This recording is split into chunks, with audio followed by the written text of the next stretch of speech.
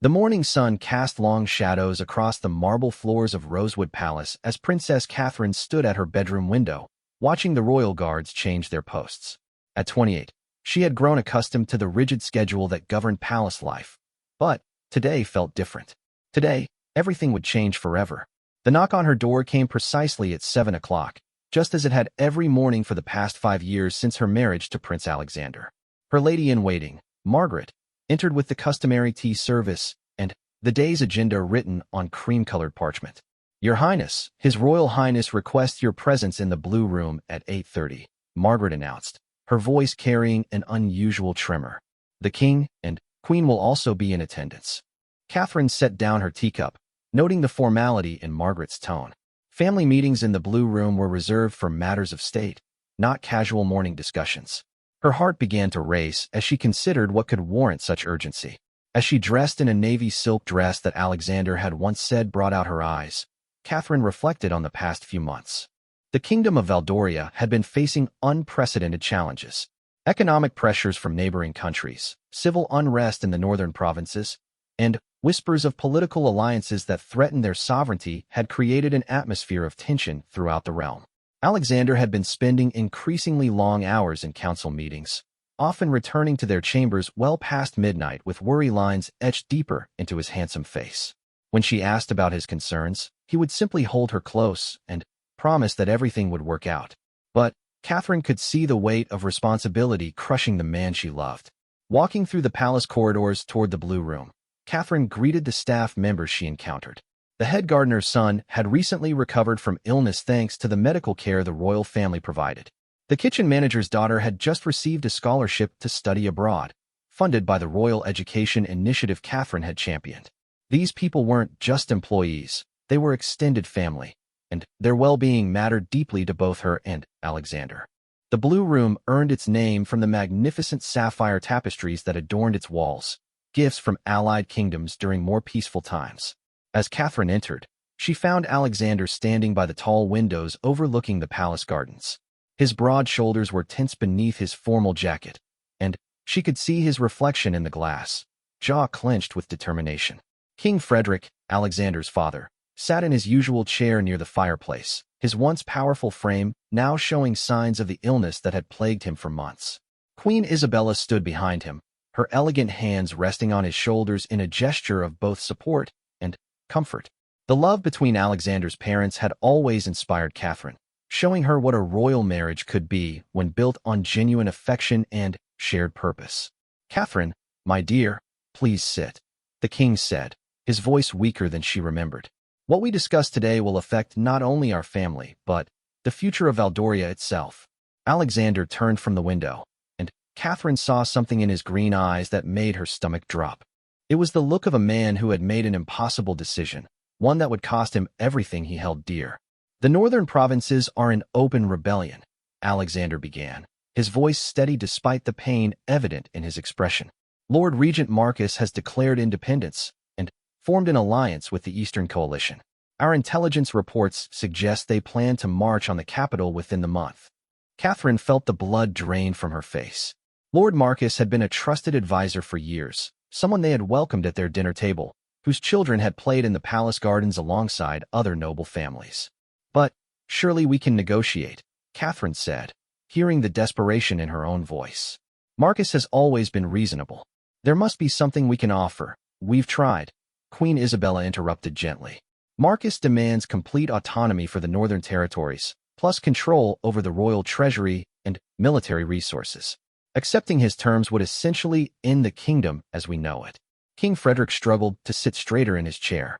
"Our military advisors believe we can hold the capital, but victory would come at a terrible cost. Thousands of lives would be lost, and the kingdom would be left in ruins regardless of who wins."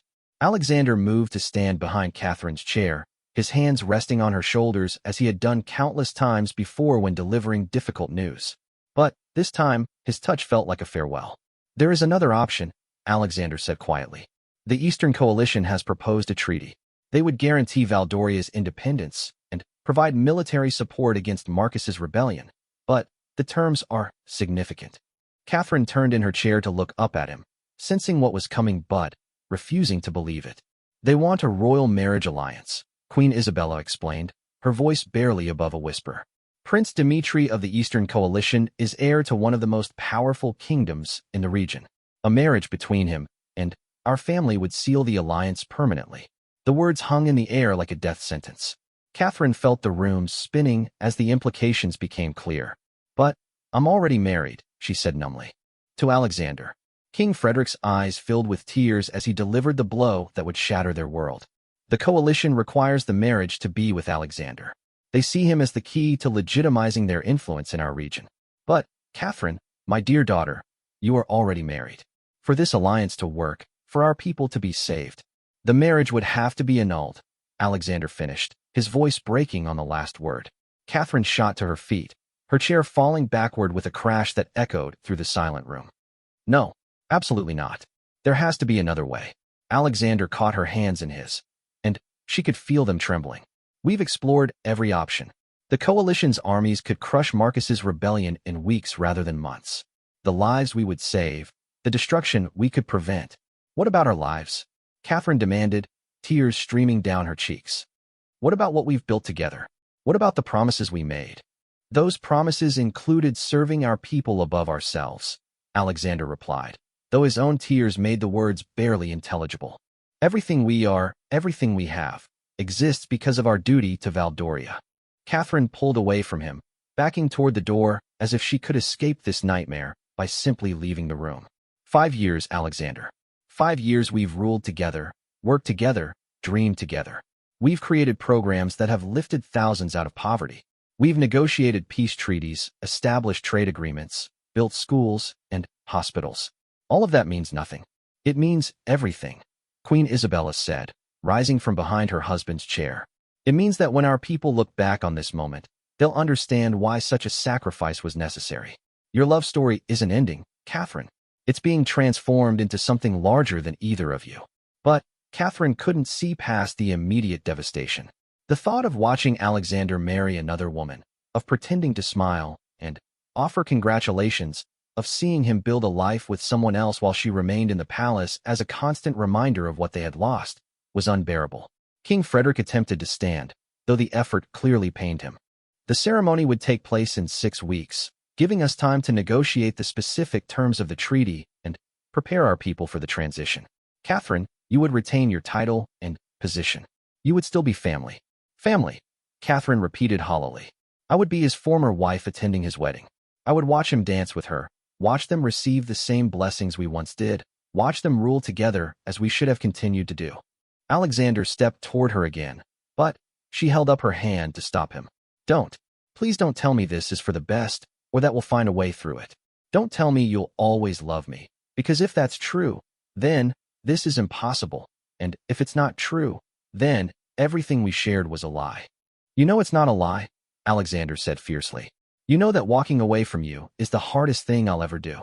But ruling means making choices that tear your heart out if they serve the greater good. Catherine looked around the room at the 3 people who had become her family, who had welcomed her into their lives and taught her what it meant to be royal. She could see the anguish in each of their faces, the knowledge that they were asking her to sacrifice everything for people who might never fully understand what she had given up. I need time to think, she whispered finally. Of course, King Frederick said gently. But, Catherine, the coalition's emissary arrives tomorrow afternoon. We need to have an answer ready. Catherine nodded without really hearing him, then walked slowly toward the door. As her hand touched the handle, she turned back to look at Alexander one more time. He stood framed by the morning light streaming through the windows, looking every inch the king he was born to be. In that moment, she could see both the man she had fallen in love with and the ruler who would do anything to protect his people. I love you, she said simply. I love you too, he replied. That's why this is the only choice we can make. Catherine left the blue room and walked through the palace corridors with measured steps, nodding to staff members and maintaining the composure expected of royalty. But, inside, her world was crumbling piece by piece, and she had less than 24 hours to decide whether to save her kingdom or her heart. The afternoon brought no relief from the morning's devastation. Catherine found herself in the palace gardens, sitting on the stone bench where Alexander had proposed 3 years into their courtship. The roses were in full bloom, their fragrance carrying memories of happier times when the biggest decision they faced was whether to host the annual Harvest Festival in the East Gardens or the West Courtyard. Margaret appeared beside her with a light lunch that Catherine couldn't bring herself to eat. "Your Highness, Lord Chancellor Morrison has requested a meeting. He says it's urgent." Catherine almost laughed at the word urgent. Everything seemed urgent now, but nothing seemed as important as the choice that would determine not just her future, but the future of everyone she had sworn to serve. Lord Chancellor Morrison arrived at the garden pavilion precisely at 2 o'clock, carrying a leather portfolio that Catherine suspected contained documents she didn't want to read. At 62, Morrison had served the crown for over 3 decades, guiding Alexander's father through countless political crises with wisdom earned through experience. "Your Highness," Morrison said, bowing slightly before taking the seat across from her. "I've reviewed the coalition's formal proposal, and I wanted to discuss the implications before tomorrow's meeting." Catherine forced herself to focus on his words, though every fiber of her being wanted to flee from any conversation about the treaty that would end her marriage.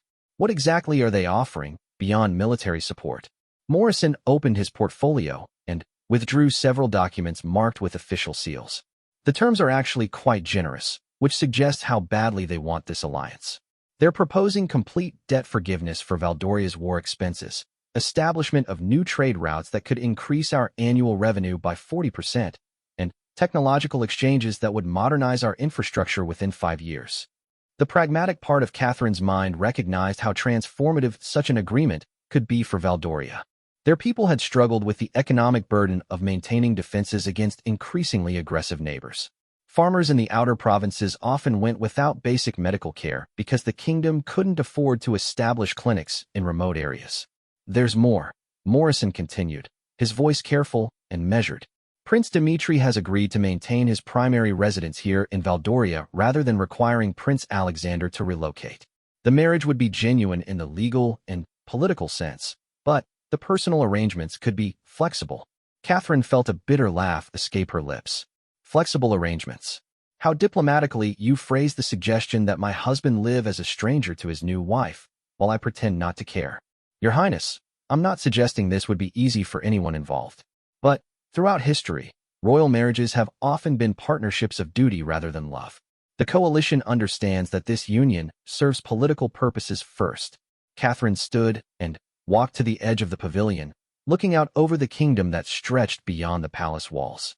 In the distance, she could see the village where she and Alexander often visited during harvest time, joining the celebrations and ensuring that royal resources reached those who needed them most. Those people trusted their leaders to protect them, even when protection required unimaginable sacrifice. "What do you know about Prince Dmitri?" Catherine asked without turning around.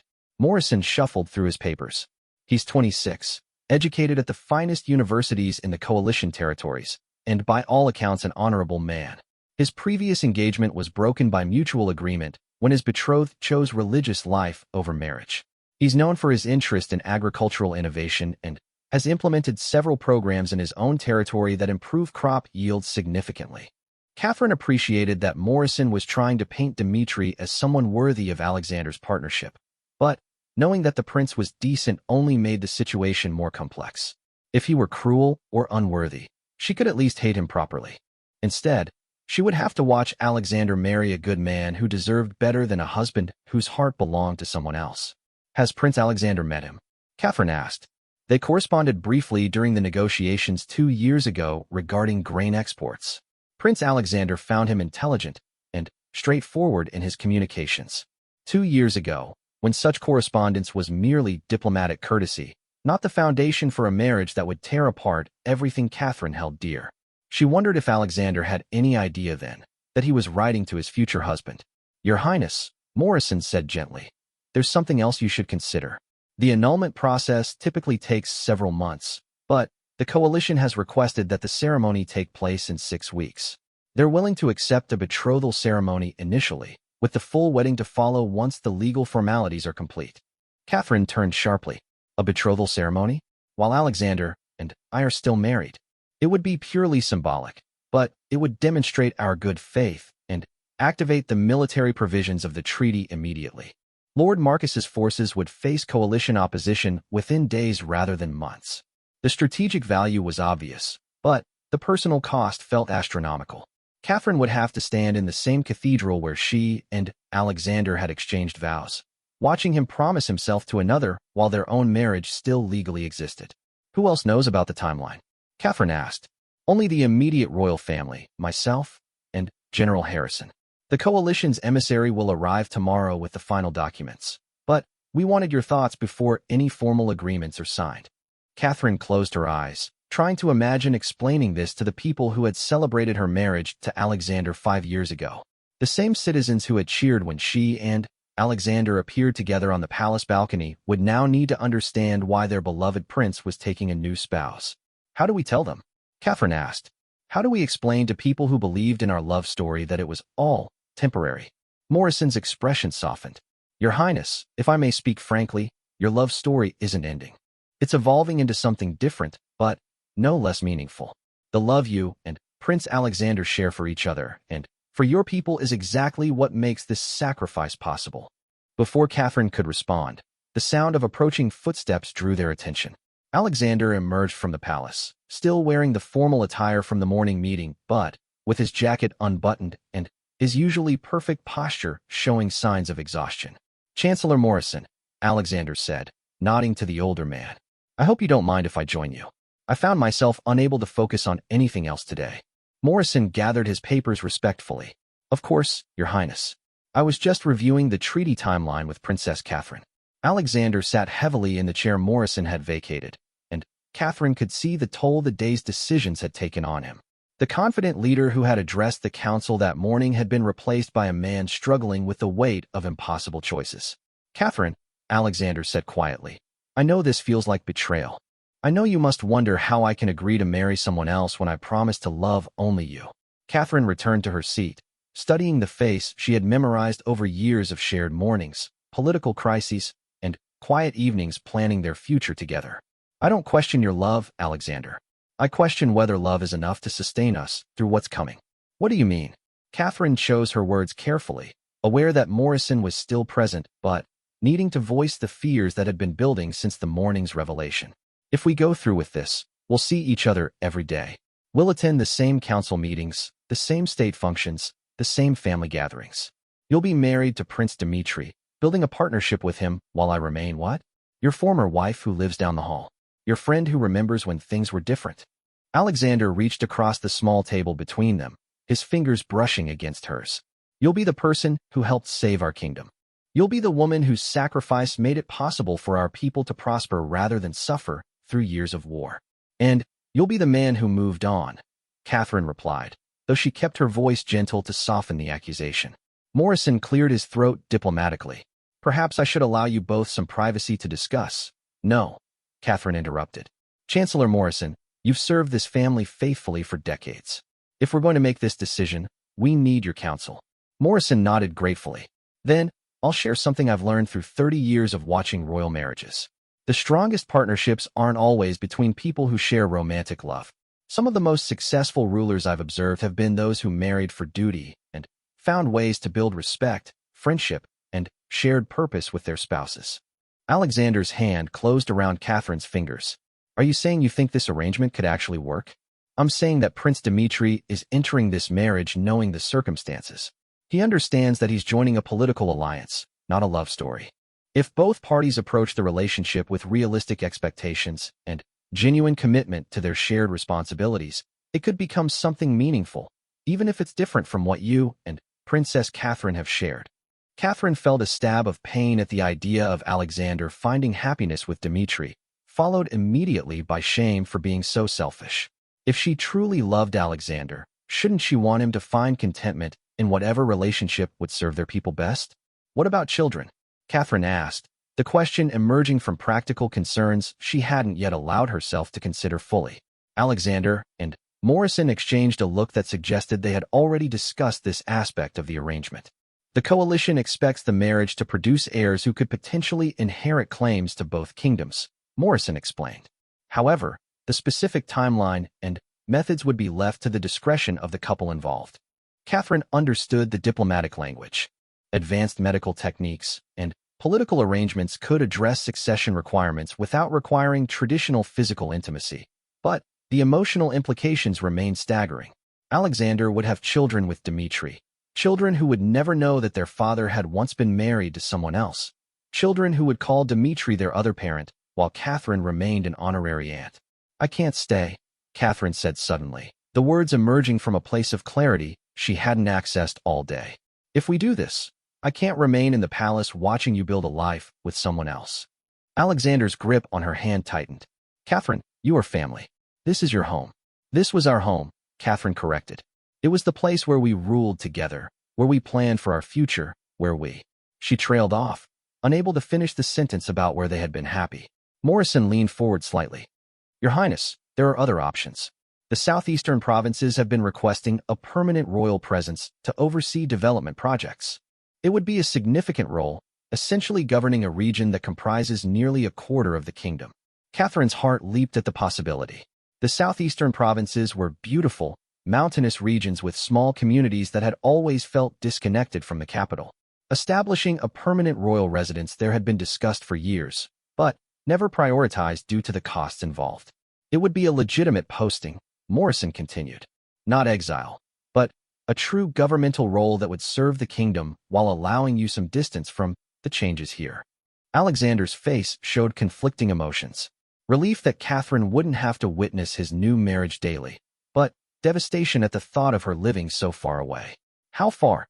Catherine asked. "A day's journey by modern transport. Close enough for regular communication and visits, far enough to provide the space you might need." For the first time since the morning's meeting, Catherine felt as though she could breathe fully. The southeastern provinces would allow her to continue serving Valdoria while building something new for herself, something not defined by what she was losing.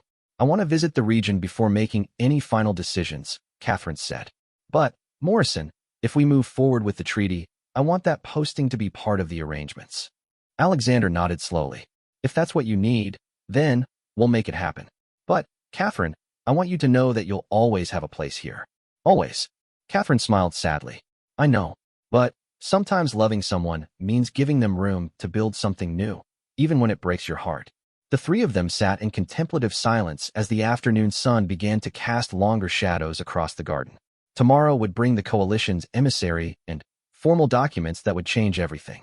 But, for now, they could sit together in the space between their old life and whatever came next, honoring both what they were losing and what they might be able to save. The coalition's emissary arrived at precisely 10 o'clock the following morning, accompanied by a smaller entourage than Catherine had expected.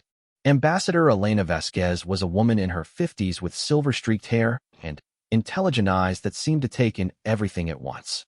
Her presence commanded respect without arrogance, and Catherine found herself appreciating the coalition's choice of representative. The formal meeting took place in the Grand Council chamber, where portraits of Alexander's ancestors watched over proceedings that would reshape the kingdom's future. King Frederick presided despite his obvious fatigue, while Queen Isabella sat beside him providing silent support. Alexander wore his dress uniform, every inch the prince preparing to sacrifice personal happiness for his people's welfare. Catherine had chosen her outfit carefully, a deep green dress that symbolized growth and renewal, paired with the emerald necklace Alexander had given her for their first anniversary. If this was to be one of their final public appearances as a married couple, she wanted to look like the princess she had worked so hard to become. "Your Majesties, Your Highnesses," Ambassador Vasquez began, her voice carrying the authority of someone accustomed to negotiating matters of international importance. "I bring greetings from the Eastern Coalition and our hopes for a partnership that will benefit all our peoples." The formalities continued for nearly an hour as documents were presented, terms reviewed, and diplomatic language carefully parsed. Catherine found herself studying Prince Dimitri's official portrait, which had been provided as part of the marriage negotiations. He had kind eyes and a strong jawline, and she could see why the coalition considered him an appropriate match for Alexander. In another world, under different circumstances, she might have liked him. The military provisions would take effect immediately upon the signing of the betrothal agreement, Ambassador Vasquez explained. Coalition forces are already positioned to provide support against Lord Marcus's rebellion. Our intelligence suggests his forces could be neutralized within 3 weeks of our intervention. King Frederick leaned forward in his chair. "And the timeline for the full ceremony?" "Prince Dimitri is prepared to travel to Valdoria within the month." The betrothal ceremony could take place upon his arrival, with the formal wedding to follow once the annulment proceedings are complete. Catherine felt her chest tighten at the clinical way their marriage's dissolution was discussed, as though 5 years of partnership could be reduced to legal paperwork and procedural delays. Alexander spoke for the first time since the meeting began. Ambassador Vasquez, I want to ensure that Prince Dmitri understands the unique circumstances of this arrangement. This is not a traditional courtship leading to marriage. Prince Dmitri is fully informed, the ambassador replied with diplomatic tact. He approaches this alliance with realistic expectations and genuine commitment to its success. He has expressed particular interest in your agricultural innovations and hopes to contribute his own expertise to Valdoria's development. Catherine appreciated that Dmitri seemed focused on practical contributions rather than romantic expectations, but it also drove home how completely different his relationship with Alexander would be from what she and Alexander had shared. Queen Isabella addressed the ambassador with the grace that had made her beloved throughout the kingdom. We want Prince Dmitri to feel welcomed into our family. This arrangement may be born of necessity, but we hope it will grow into something meaningful for everyone involved. Prince Dmitri has asked me to convey his respect for the sacrifice being made by all parties, Ambassador Vasquez said, her eyes briefly meeting Catherine's. He particularly wanted Princess Catherine to know that he has no intention of attempting to replace what she and Prince Alexander have built together. The acknowledgement was thoughtful, but it highlighted the impossibility of the situation. Dmitri couldn't replace their relationship because he would be creating something entirely different, while Catherine would be left to treasure the memory of what once was. Lord Chancellor Morrison presented the draft agreements that had been prepared overnight, including the provisions for Catherine's posting to the southeastern provinces. Ambassador Vasquez reviewed the documents with professional efficiency before nodding her approval. These terms are acceptable to the coalition. We're particularly pleased to see Princess Catherine taking on expanded responsibilities in regional governance. Her reputation for innovative social programs has reached our territories. Catherine felt a small measure of pride despite the circumstances. The work she had done throughout Valdoria, establishing mobile medical clinics, creating educational opportunities for rural communities, developing sustainable farming techniques, had apparently earned recognition beyond their borders. When would you need our final decision? King Frederick asked. Ambassador Vasquez consulted her schedule. Prince Dmitri is prepared to depart for Valdoria as early as next week if we receive confirmation by tomorrow evening. However, we understand the magnitude of what we're asking and are willing to extend the deadline by a few days if necessary. Alexander looked at Catherine, and she could see the question in his eyes. They had discussed this for hours the previous evening, weighing duty against personal desire, the welfare of thousands against their own happiness. The logical choice was clear, even if the emotional cost was devastating. We'll have an answer for you by tomorrow afternoon, Alexander said formally. After the ambassador and her team departed, the royal family remained in the council chamber, the weight of the decision settling over them like a heavy blanket. She seems honorable, Queen Isabella observed. And Prince Dimitri's message suggests he'll be a considerate partner. Catherine stood and walked to the tall windows overlooking the palace courtyard, where she could see gardeners tending to the roses that would bloom throughout the summer. I've made my decision, she said without turning around. The room fell silent behind her. I'll support the annulment and Alexander's marriage to Prince Dmitri, Catherine continued, her voice steady despite the tears threatening to fall. And I'll accept the posting to the southeastern provinces. She heard Alexander's sharp intake of breath, but forced herself to continue before her resolve weakened. Our people deserve leaders who put their welfare above personal desires. Lord Marcus's rebellion threatens innocent lives, and if this alliance can prevent years of warfare, then we have no choice. Catherine turned to face the family that had become her own, memorizing their faces in this moment of shared sacrifice. But I have conditions, she said, drawing on the strength she had cultivated through years of royal training. I want to be involved in negotiating the terms of Prince Dimitri's welcome and integration into our court.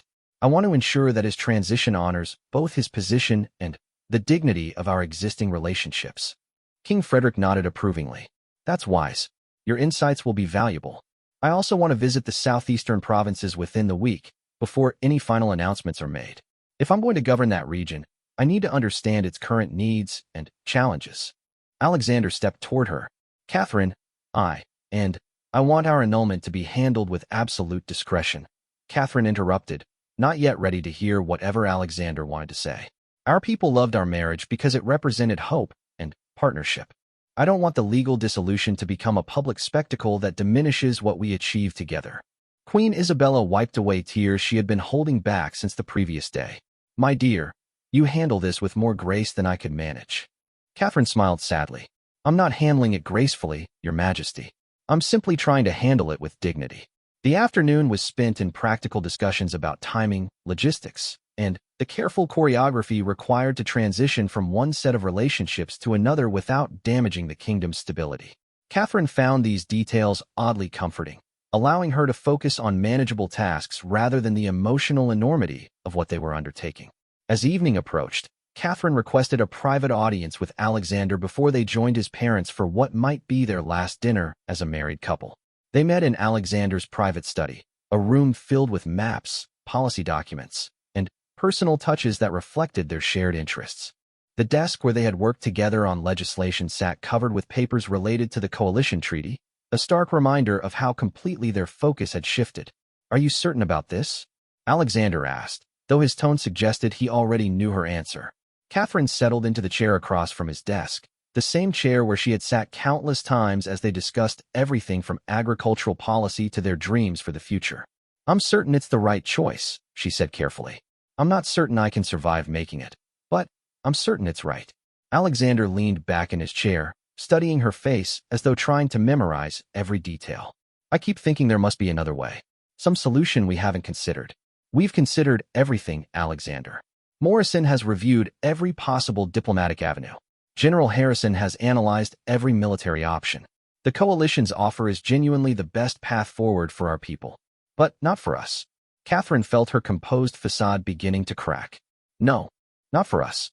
They sat in silence for several minutes, both lost in thoughts about the life they were about to lose and the uncertain future stretching ahead of them. Will you write to me? Alexander asked finally. From the southeastern provinces, I mean. Catherine's heart broke a little more at the tentative way he asked, as though he no longer had the right to expect communication from her. Of course, she replied. Though it might be easier if we maintain some formal distance, at least initially. Give yourself time to build something real with Dmitri without constantly comparing it to what we had. Alexander's expression showed he understood the wisdom in her suggestion, even as it clearly pained him. Catherine, I need you to know something, he said, leaning forward with urgent intensity. Whatever happens, whatever my relationship with Dmitri becomes, it will never diminish what we shared. You weren't just my wife. You were my partner in every sense. You helped make me the leader I am today. Catherine felt tears finally spill over despite her efforts to maintain control. And you helped me become someone I never imagined I could be. We built something beautiful together, Alexander. Even if we can't keep it, we built it.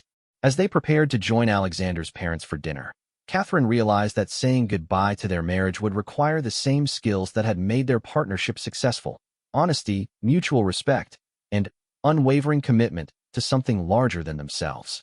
The personal cost was staggering, but their love for each other and for their people would guide them through the impossible transition ahead. The announcement came 3 days later, delivered with the careful precision that royal communications demanded. Catherine stood beside Alexander on the palace balcony as he addressed the gathered crowd, explaining the new alliance in terms that emphasized opportunity and strength rather than sacrifice and loss.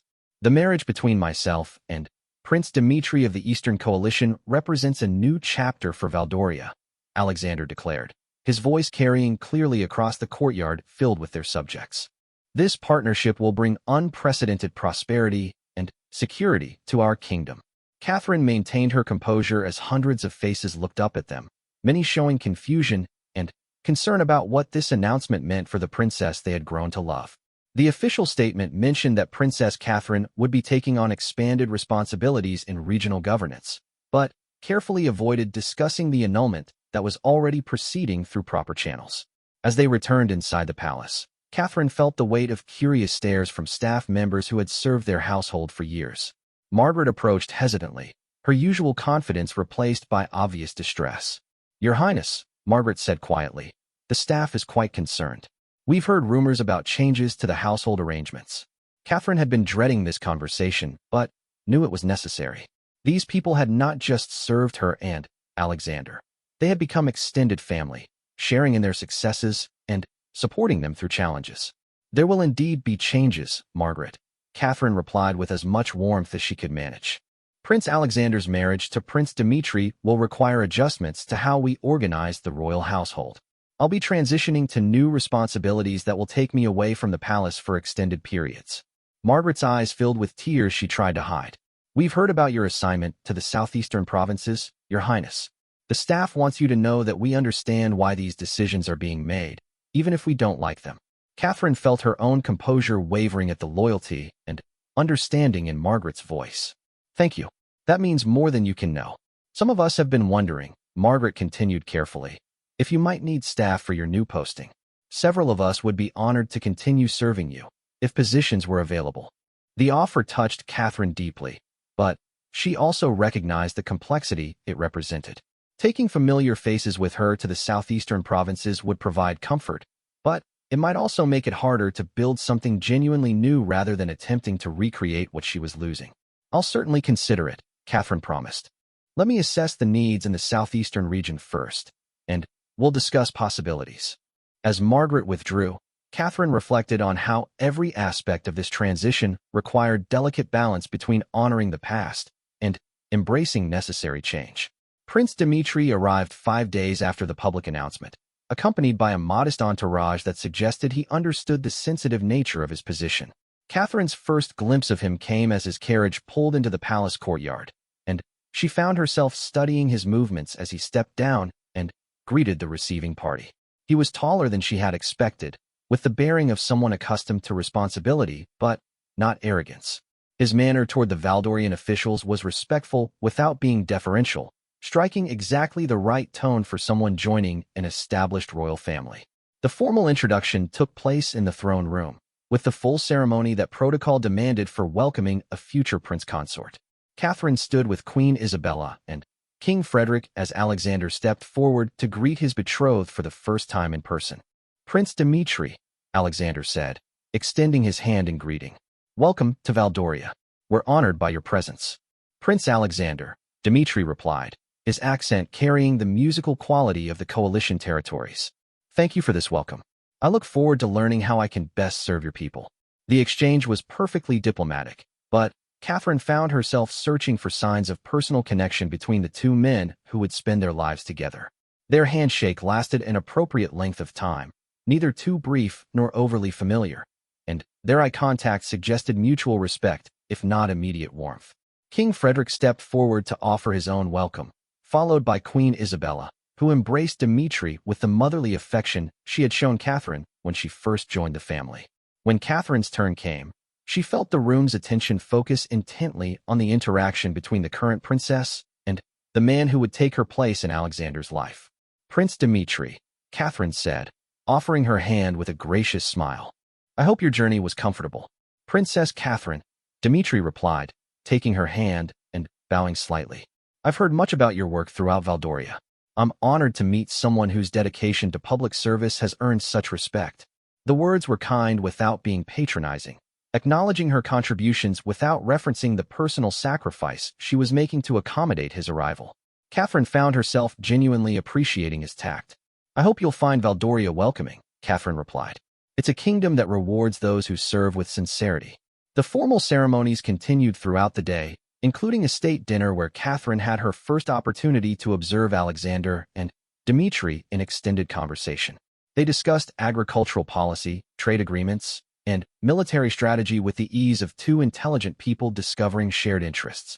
Catherine noticed that Dmitri asked thoughtful questions about Valdorian customs and existing programs, suggesting genuine interest in understanding rather than changing what he found.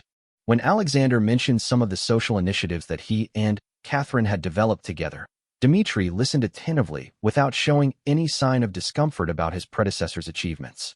As the evening progressed, Catherine began to see how this partnership might actually function. Alexander and Dmitri seemed to be finding common ground as collaborators and allies, building the foundation for a relationship based on mutual respect and shared purpose rather than romantic passion. The realization was both comforting and heartbreaking. Comforting because it suggested Alexander would not be miserable in his new marriage. Heartbreaking because it confirmed that life would indeed continue without her in ways that might eventually feel natural to everyone involved. After dinner, Queen Isabella requested a private meeting with Catherine, Dmitri, and Alexander to discuss the practical arrangements for the upcoming betrothal ceremony. The ceremony will be smaller than a traditional royal wedding, Queen Isabella explained, given the unique circumstances. However, it will still carry full legal and diplomatic weight. Dmitri addressed his comments primarily to Catherine, showing sensitivity to her position in these discussions. Princess Catherine, I want to assure you that I have no desire to erase or replace what you and Prince Alexander have built. I hope we can find ways to honor your contributions while building something new. Catherine appreciated his directness. Prince Dmitri, I think honesty will serve us all better than careful diplomacy. This situation is unprecedented and difficult for everyone. I believe we'll navigate it best by acknowledging that reality rather than pretending it's comfortable. Alexander looked between his current wife and future husband with an expression Catherine couldn't quite read. Dmitri, Catherine speaks for all of us when she emphasizes honesty. We're creating something that has no established protocols. Then, perhaps we can create our own protocols, Dmitri suggested, based on respect for each other and commitment to serving Valdoria well. As the meeting concluded, Catherine realized that Dmitri's presence had shifted the dynamic in subtle but significant ways.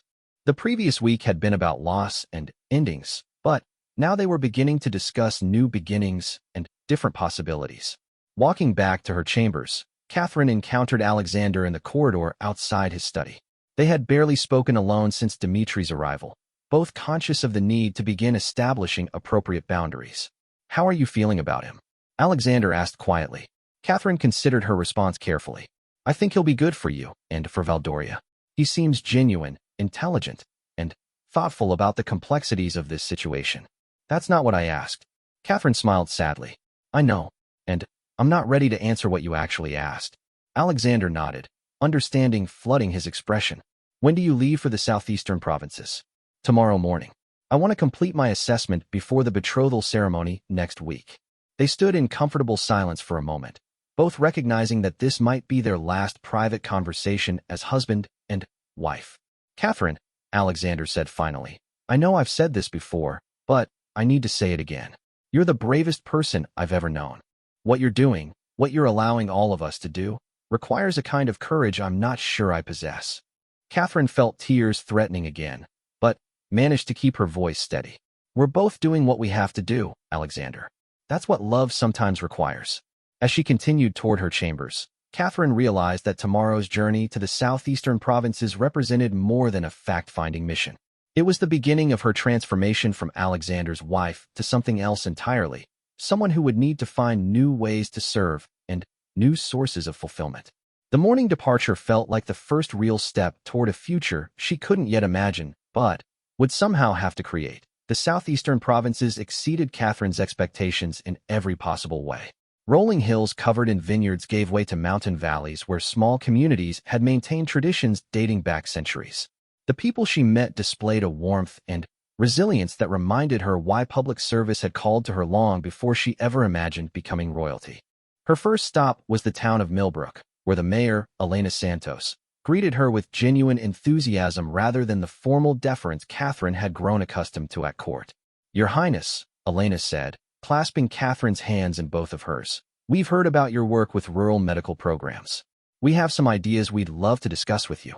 Over the next 3 days, Catherine toured schools that operated with innovative teaching methods, visited farms that had developed sustainable practices without outside support, and met with craftspeople who created goods that could compete in international markets if they had better access to trade networks.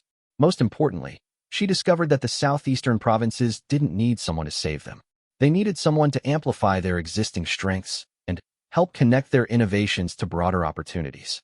The role would require skills Catherine had developed through years of collaborative leadership with Alexander, but it would also demand new approaches to governance that excited rather than intimidated her.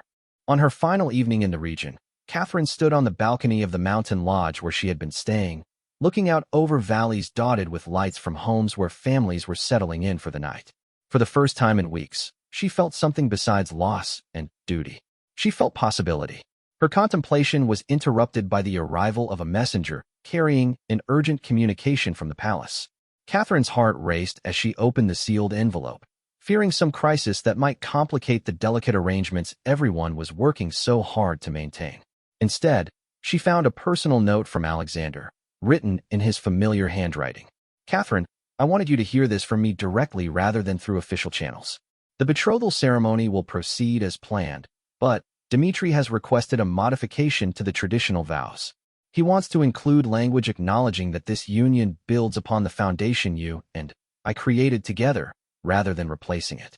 He believes honoring your contributions publicly will help our people understand that this transition represents growth rather than rejection of the past. I wanted your approval before agreeing to his suggestion. Your happiness matters to me, even as our circumstances change. Always, Alexander." Catherine read the letter 3 times, moved by both Alexander's consideration and Dmitri's thoughtfulness. The gesture showed remarkable sensitivity to the emotional complexities of their situation, and it suggested that Dmitri truly understood the depth of what she and Alexander had shared. She composed her reply carefully. "Alexander, please tell Prince Dmitri that his suggestion honors all of us, and I'm grateful for his thoughtfulness. You have both found a way to acknowledge truth while building something new, which demonstrates exactly the kind of leadership our people deserve. I approve wholeheartedly and send my best wishes for the ceremony. I'm discovering exciting possibilities here in the southeastern provinces and look forward to sharing my findings with you both when I return. With love and respect, Catherine." The following morning brought another letter, this one from Queen Isabella, containing details about the betrothal ceremony and a request that Catherine had not expected.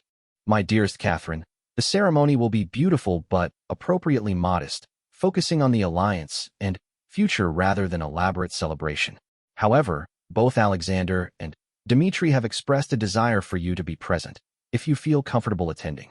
They believe your absence might send the wrong message to our people about the harmony of this transition. I leave the decision entirely to you, knowing that whatever you choose will be motivated by wisdom and grace. We miss you already. Love, Isabella." Catherine spent the entire journey back to the palace considering whether to attend the betrothal ceremony. Part of her wanted to be there to support Alexander during what must be an emotionally complex moment for him. Another part of her questioned whether watching him formally commit to someone else was beyond what anyone should be expected to endure. She arrived at the palace the evening before the ceremony, still uncertain about her decision. Margaret met her at the entrance with obvious relief. "Your Highness, it's wonderful to have you back. Prince Dmitri has been asking about your work in the southeastern provinces. He seems genuinely interested in learning about regional governance." Catherine found this information oddly comforting. If Dmitri was thinking about her work rather than just her relationship to Alexander, it suggested he saw her as a whole person with valuable contributions to make.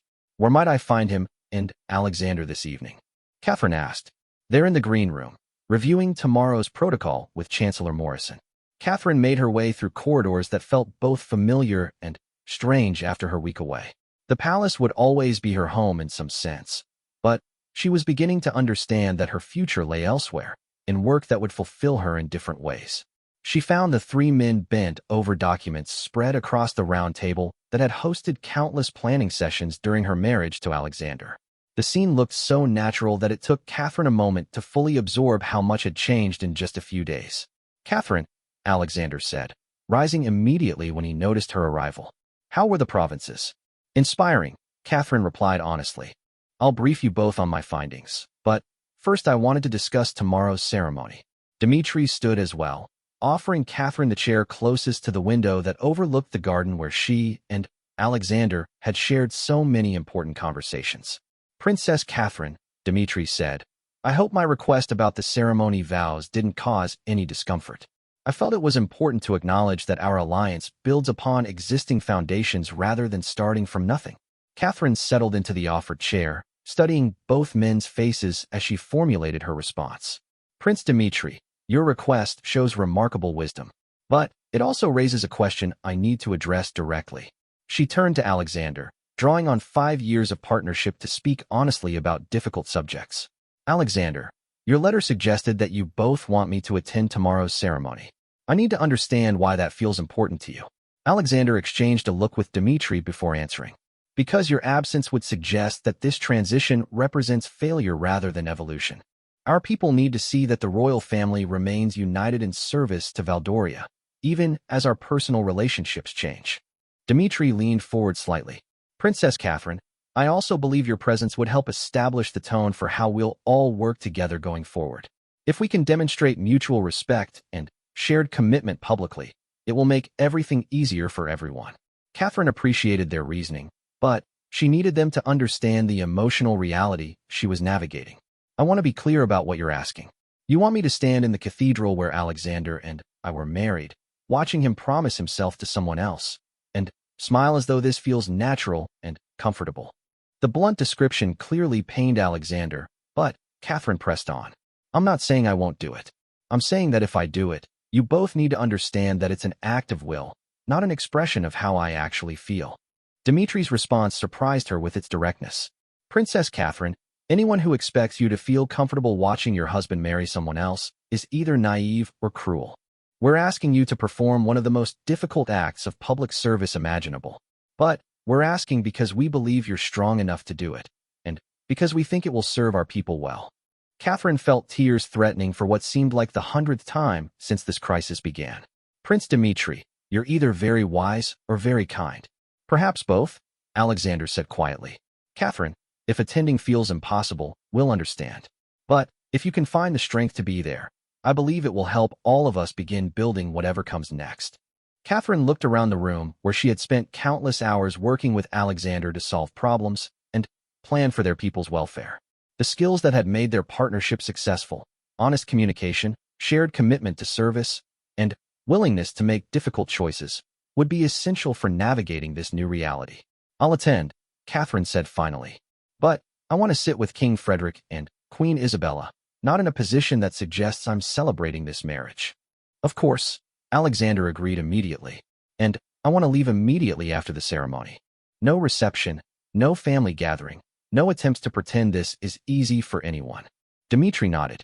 That seems entirely reasonable. Catherine stood to leave, then turned back to address both men. Tomorrow represents a beginning for you both, and an ending for Alexander and me. I want you to know that despite the pain this causes, I believe you're making the right choice for Valdoria. I also believe you have the potential to build something meaningful together, something that serves our people well. She paused at the door for one final thought. Prince Dmitri, Alexander is the most honorable man I've ever known. He'll be a good partner to you if you approach your relationship with the same integrity he'll bring to it. The betrothal ceremony the following afternoon was smaller than Catherine had expected, but no less significant. The cathedral was filled with government officials, foreign dignitaries, and representatives from throughout the kingdom, but the guest list had been carefully curated to focus on political alliance rather than celebration. Catherine sat between King Frederick and Queen Isabella, drawing strength from their presence as Alexander and Dmitri stood before the altar where she and Alexander had exchanged vows 5 years earlier. The irony was not lost on her, but she forced herself to focus on the larger purpose this ceremony served. When the moment came for the modified vows that Dmitri had requested, Catherine felt her breath catch as Alexander spoke words that acknowledged their shared history while committing to a different future. I, Alexander, enter this alliance with gratitude for the partnership that has shaped my leadership, and with commitment to building something new that will serve our people well. I promise to bring the lessons learned through past love to this new union, honoring what was while embracing what will be. Dimitri's responding vows were equally thoughtful, acknowledging that he was joining not just Alexander, but a legacy of service that included Catherine's contributions. As the ceremony concluded and the newly betrothed couple greeted well-wishers, Catherine slipped quietly from the cathedral and returned to her chambers to prepare for her permanent departure to the southeastern provinces. She was folding the last of her personal items when Alexander knocked on her door. "May I come in?" he asked. Catherine nodded, continuing her packing as they talked. "You did something extraordinary today," Alexander said. "Your presence made everything feel possible rather than tragic." Catherine smiled sadly. "It felt tragic to me, but I understand why it was necessary." Alexander moved to help her with a particularly heavy case. "Catherine, I want you to know that what Dmitri and I are building will always be informed by what you taught me about partnership and service. You're not being erased. You're becoming part of something larger." Catherine paused in her packing to look directly at him. Alexander, I need you to promise me something. Anything. Promise me you'll give Dmitri a real chance at happiness. Don't spend your marriage missing what we had.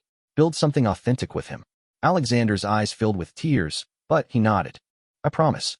And, Catherine, promise me you'll find ways to be happy in the southeastern provinces. Don't spend your life mourning what you lost. Catherine sealed the promise with an embrace that felt like both an ending and a beginning. I promise. As her carriage pulled away from the palace the following morning, Catherine looked back once at the place where she had learned to be a princess and a partner. Ahead lay unknown territory where she would discover who she could become when freed from the constraints of defined relationships and expectations. The southeastern provinces welcomed her not as Alexander's former wife, but as their new leader, someone who brought experience and innovation to challenges that had waited too long for attention. Within months, Catherine was developing programs that improved healthcare access, educational opportunities, and economic development in ways that drew admiration from throughout the kingdom. Alexander and Dmitri's marriage evolved into exactly the partnership Catherine had hoped it would become, a collaboration based on mutual respect, shared purpose, and genuine affection that grew deeper over time. Their joint leadership brought stability and prosperity to Valdoria while honoring the foundations that previous partnerships had established. Years later, when historians wrote about this period, they would describe it not as a story of love lost, but as an example of how personal sacrifice in service of greater good could transform tragedy into triumph. Catherine's governance of the southeastern provinces became a model for regional leadership, while Alexander and Dmitri's partnership demonstrated how duty and affection could combine to create lasting positive change. The price paid for this success remained real and significant. Catherine never married again, choosing to channel her capacity for love into service that touched thousands of lives. Alexander and Dmitri built a strong partnership, but always carried awareness of the sacrifice that made it possible. Yet in quiet moments, each of them could point to improvements in their people's lives, to conflicts avoided and opportunities seized, to a kingdom that thrived because leaders chose service over personal happiness. The heartbreaking goodbye had indeed brought tears, but it also brought transformation that honored the best impulses of everyone involved. Love had not conquered all, but it had inspired choices that created something beautiful from something broken, proving that sometimes the greatest act of love is knowing when to let go.